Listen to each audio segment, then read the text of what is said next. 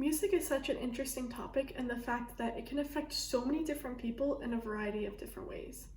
For me, music started off very young. I played the piano and I used to do a bunch of little recitals, and I maintained my music career through middle school and high school by playing the French horn. When I got to my senior year of high school, I was struck with the fact that not only now did I have the responsibility of being a drum major, I had the responsibility of applying to college. And I was struck with how truly positively impacted I was by music. Because not only did I have leadership skills from music, I had a hard work ethic instilled in me. And these two things were huge resume boosters for me when I was applying to college. I really do equate my music career and the benefits and life lessons I learned from that as one of the reasons I was possibly accepted to A&M. But these benefits could be lost for our future generations because of the defunding of school music programs. To maintain the benefits that music provide, school district administrators need to implement a policy to create mandatory music curriculum for grade schools by 2028. It is to the detriment of both our schools and our students that there's defunding of music program. And this policy is the answer to many of these problems. And the situation as a whole has such a huge impact on our future that it can't be ignored any longer. When it's said that this problem affects not only schools but also students, it's because there's this balancing act between schools trying to attract students and students trying to find a school that matches them. And when a school is without a music program, it's effectively restricting the students' right to express themselves freely. Many students find that they can only truly express themselves through music. And if the school doesn't have a music program, they don't feel comfortable as if they're accepted. In addition, schools also are forced to pull funding out of their academic budget just to support some level of a music program.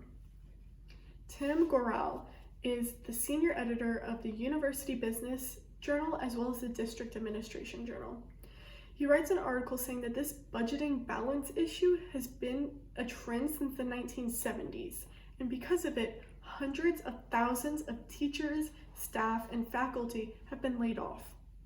In addition, he says that 1.3 million elementary schools are currently without a school music program. In my last speech, I talked extensively about the benefits that music could have and how it helps kids develop. And in his book, The Mozart Effect, Don Campbell writes about how it can all be distilled down to discipline. Don Campbell has written 23 books. He's a teacher, he's a researcher of music and sound theory, and he takes all of his knowledge and says that discipline is the one thing that playing an instrument can teach. And it's so important to kids because it grows and develops with them throughout their life. In her article published by The Viewpoint, Valerie Vineyard talks about the camaraderie aspect of it. She's an award-winning teacher from California, and she has a lot of experience with the mental health effects of bands, but she also gives us some statistics in her article. She says that students who participate in a music program are 5 times as likely to graduate. They're 3 times as likely to have a bachelor's degree, and they're 4 times as likely to be recognized for some academic achievement against their peers who do not have any music experience. And this is mind-blowing. So what can we do to continue these statistics and support music? It's the mandatory music curriculum policy. Because when a district implements a policy, they then have to provide the budget and the funding to support it. So you don't have that balancing act between academics and music anymore because the districts will support both because the policy is there for both. In addition to that, schools may find that some students don't want to do music, and that's okay, but it exposes them to a different way of life, to certain life lessons that they may need to find and learn how to do on their own. And one of the most unique things about music is how it can impact so many different people in a variety of different ways. So when this policy first takes off and the mandatory curriculum is a little bumpy, volunteers from across the community will come to help because music impacts not only teachers and students. It impacts musicians, it impacts priests, it impacts church communities, it's everywhere. So students and schools won't have an issue finding volunteers. In fact, Marcella Faflak is a professor at Northern State University. She writes an article in coordinates with the MusicLink Foundation. And in this article, it's asking for volunteers to find a scholarship, whether it be financial scholarship or donating time, effort, or an instrument.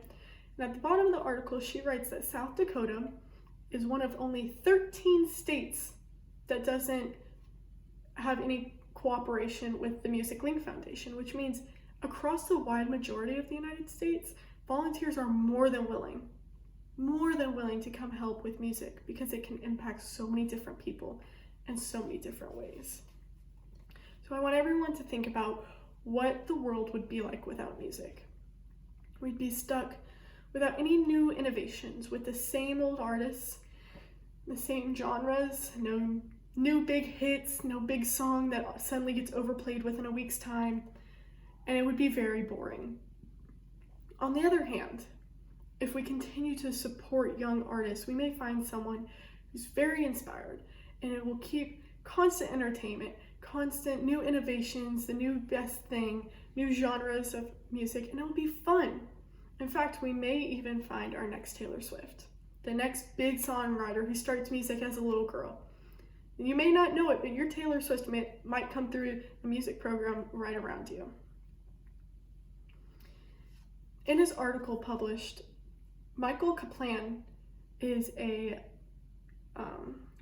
coordinates with the Phoenix Symphony CEO Jim Ward, and Jim Ward is working with music programs around him to create a STEAM curriculum. So there's STEM, science, technology, engineering, and math, and there's STEAM, science, technology, engineering, arts, and math. And Jim Ward pairs the Phoenix Symphony and local educators to start implementing this curriculum, starting to implement arts into just normal everyday life and normal everyday education. And he did it so quickly and so easily. Why can't we? So what? So it's the detriment of our schools and our students that music programs are being cut, and the answer is a simple policy to mandate music curriculum. I want my world to be fun. I want the adrenaline that music provides me and all the situations you can get yourself into. Don't you?